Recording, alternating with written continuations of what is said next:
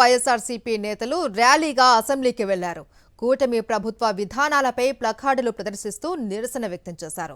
ప్రధాన ప్రతిపక్షంగా తమకు గుర్తింపు ఇవ్వడం లేదు అని, రాష్ట్రంలో కుప్పకూలిన శాంతి భద్రతపై చర్చనివ్వడం లేదు అని, ఫీజు రియంబర్స్మెంట్ సమస్యలపై విద్యార్థుల గొంతును వినిపించనివ్వడం లేదు అని పేర్కొన్నారు. ప్రభుత్వ వైఫల్యాలను ప్రశ్నిస్తే ప్రతిసారి దాడులు, అక్రమ అరెస్టులు జరుగుతున్నాయని ఆవేదన వ్యక్తం చేశారు. ప్రజాస్వామ్య హక్కులను పరిరక్షించాలి అని వారు డిమాండ్ చేస్తూ ర్యాలీగా అసెంబ్లీకి వెళ్లారు. प्रतिपक्ष होगा ही वाली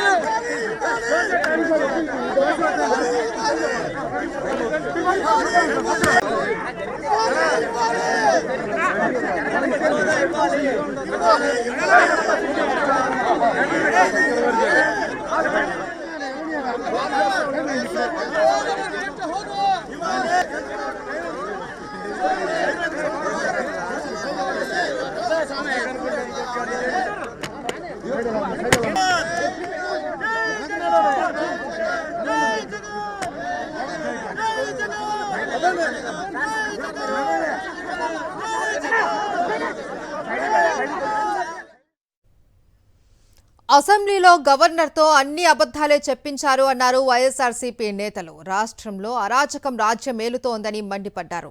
రాష్ట్రంలో జరుగుతున్న అరాచకాలు, అన్యాయాలు, దాడులపై మండలిలో ప్రశ్నిస్తామన్నారు. అలాగే ఫీజు రియంబర్స్మెంట్, ఆరోగ్యశ్రీ, నిరుద్యోగ భృతిపై ప్రభుత్వాన్ని నిలదీస్తామన్నారు.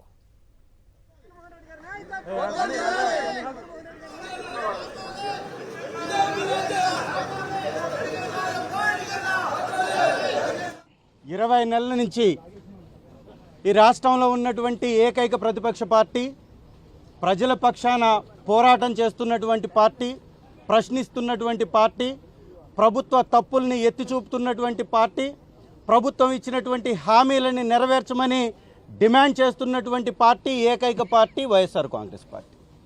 వైఎస్ఆర్ కాంగ్రెస్ పార్టీకి ప్రతిపక్ష హోదా ఒక హక్కు.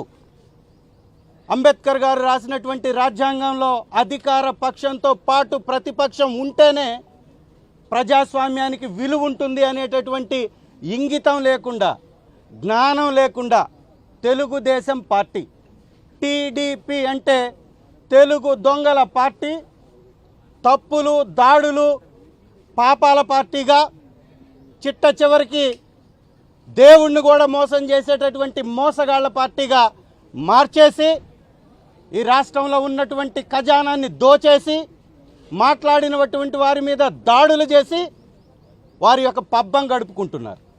ప్రతిపక్ష హోదా ఇస్తే వీటి మీద చర్చ జరుగుతుంది. ఎప్పుడన్నా చూసామా ఈ గూండాలు, తెలుగుదేశం గూండాలు డైరెక్ట్గా మంత్రుల ఇళ్ల మీద పెట్రోల్ బాంబులు వేస్తున్నారు? చూసామా గతంలో ఎప్పుడన్నా?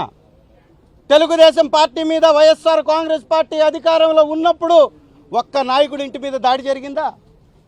ప్రొటెస్ట్ చేస్తే దాడి అన్నారు. ఏకంగా ఇవాళ మంత్రుల ఇళ్లల్లోకి వెళ్ళి వాళ్ళ కుటుంబాల మీద దాడి, పెట్రోల్ బాంబులు వేసి ఇళ్లని కాల్బెట్టేస్తున్నారు, డైరెక్ట్గా కార్లని కాల్బెట్టేస్తున్నారు. వీటి మీద చర్చ జరగొద్దా? ఏమన్నా మాట్లాడితే ఒక ఎమ్మెల్యేకి ఇచ్చినటువంటి సమయాన్నే మాజీ ముఖ్యమంత్రి గారికి, ప్రతిపక్ష నాయకుడికి ఇస్తామంటున్నారు. కొంచెమన్నా బుద్ధి ఉందా? జ్ఞానం ఉందా? ఈ రాష్ట్రంలో వైఎస్ఆర్సీపీ 11 సీట్లు గెలిచింది. మరి 11 మంది 11 నియోజకవర్గాల గురించి మాట్లాడుకుంటే మిగిలిన 164 నియోజకవర్గాల గురించి అసెంబ్లీలో ఎవరు చర్చించాలి? ఎవరు మాట్లాడాలి? ఆ ప్రజల పక్షాన ఎవరు పోరాటం చేయాలి? ఆ ప్రజా సమస్యలపై ఎవరు పోరాటం చేయాలి? వారి కేటాయింపులపై ఎవరు ప్రశ్నించాలి? వారికి జరుగుతున్నటువంటి అన్యాయాలపై, అక్రమ కేసులపై ఎవరు నిలదీయాలి? ఇవన్నీ వైఎస్ఆర్సీపీ అధ్యక్షులు వర్యులు ప్రతిపక్ష నాయకుడు శ్రీ జగన్మోహన్ రెడ్డి గారు మాట్లాడాలంటే హక్కుగా సమయం కావాలా?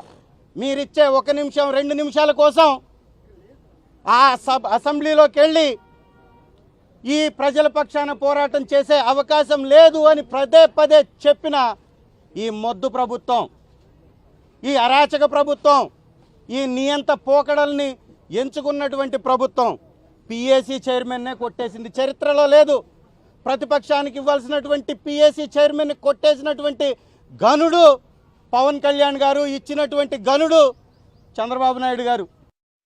రాష్ట్రంలో ఉన్న 4 పార్టీల్లో మూడు పార్టీలు ఒకవైపు ఉండి మరొక పార్టీ వైఎస్ఆర్ కాంగ్రెస్ పార్టీ ప్రజల పక్షాన ప్రజల గొంతుకును వినిపిద్దామని చెప్పి అసెంబ్లీలో గత 19 నెలల నుంచి మాకు ప్రధాన ప్రతిపక్ష హోదా ఇవ్వండి, ప్రజల ఆకాంక్షల్ని, ప్రజల కోరికల్ని, ప్రజల అభిప్రాయాల్ని సభ ద్వారా మీ దృష్టికి తీసుకొస్తామని చెప్పి జగన్మోహన్ రెడ్డి గారు ప్రధాన ప్రతిపక్ష పాత్ర కోసం, హోదా కోసం న్యాయ పోరాటం చేస్తూ అనేక సార్లు ఈ రాష్ట్ర ప్రభుత్వాన్ని విజ్ఞప్తి చేయడం జరిగింది.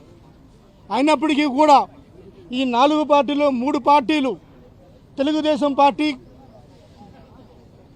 బీజేపీ, జనసేన ఈ 3 పార్టీలు ప్రజల గొంతుకు కానీ ప్రజల ఆకాంక్షను కానీ ఏనాడు కూడా మాట్లాడకుండా తన సొంత రాజకీయాల కోసం, తన సొంత వ్యాపారాల కోసం ఈ రాష్ట్రాన్ని లూటీ చేసే సంస్థగా ఈ 3 పార్టీలు కలిసి ఈరోజు దేశంలో ఎక్కడ చూసినా సరే అంబేద్కర్ రాజ్యాంగం అమలవుతుంటే ఈ రాష్ట్రంలో మాత్రం లోకేష్ గారి రాజ్యాంగం మాత్రం అమలవుతుంది. ఈ భారత రాజ్యాంగం మీద ఎటువంటి గౌరవం లేని ప్రభుత్వం ఏదైనా ఉందంటే ఈ తెలుగుదేశం కూటమి ప్రభుత్వం. అటువంటి తెలుగుదేశం ప్రభుత్వం అమలుపరుస్తున్న రాజ్యాంగం ఏదైనా ఉందంటే ఒక లోకేష్ గారి రాజ్యాంగం. లోకేష్ గారి రాజ్యాంగంలో శాంతి భద్రతలు ఏ విధంగా క్షీణించే మనంతా చూసాం. సాక్షాత్తు మాజీ మంత్రుల మీద ఇళ్ల దాడి దగ్గర నుంచి వైఎస్ఆర్ కాంగ్రెస్ పార్టీ కార్యకర్తల మీద, నాయకుల మీద అక్రమ కేసులు పెట్టి జైల్లో పెట్టించే ప్రభుత్వం ఈ ఒక్క ప్రభుత్వమే చూసాం. అదేవిధంగా మెడికల్ కళాశాలల్ని ప్రైవేటీకరణ చేసి పీపీపీ విధానం ద్వారా ప్రైవేటు వ్యక్తులకి అప్పజెప్పించే ప్రభుత్వం ఏదైనా చూస్తుందంటే ఈ ఒక్క తెలుగుదేశం ప్రభుత్వమే.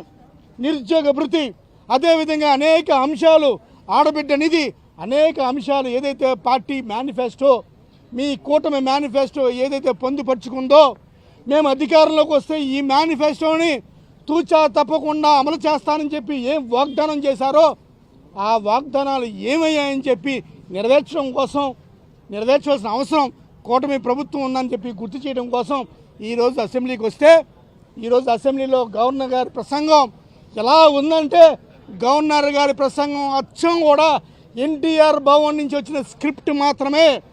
గవర్నర్ గారు కూడా ఎటువంటి విచక్షణ చూడకుండా వాళ్ళు ఏది ఇస్తే అది చదువుతున్నారు తప్ప నేను చదివేది కరెక్టా కాదా, నాకు విజ్ఞత ఉందా లేదా, నేను చదివేది కరెక్టా కాదనేది కూడా మర్చిపోయి టీడీపీ స్క్రిప్ట్ని మాత్రమే చదువుతున్నారు. వీళ్ళు చెబుతుంటారు గవర్నర్ ప్రసంగంలో మేము 19 నెలల నుంచి 7 శ్వేతపత్రాలు రిలీజ్ చేశామని చెప్తున్నారు. 7 శ్వేతపత్రాలు కాదు, మీరు రిలీజ్ చేయాల్సింది 19 నెలల్లో మీరు ఏమి చేశారు ప్రజలకు అనేది శ్వేతపత్రం. మీరు చెప్పండి. గవర్నర్ గారి ప్రసంగం ఏదో చిలక పలుకులు అంటే అటు నుంచి ఏమొచ్చిన తెలుగుదేశం పార్టీ నుంచి ఉమ్మడి నుంచి అదే పలుకుతున్నారు. ఏమో అన్ని 3 లక్షల కోట్ల అప్పులు అయింది కదా, అది ఏమైంది? ఎవరు సమాధానం చెప్పడం లేదు.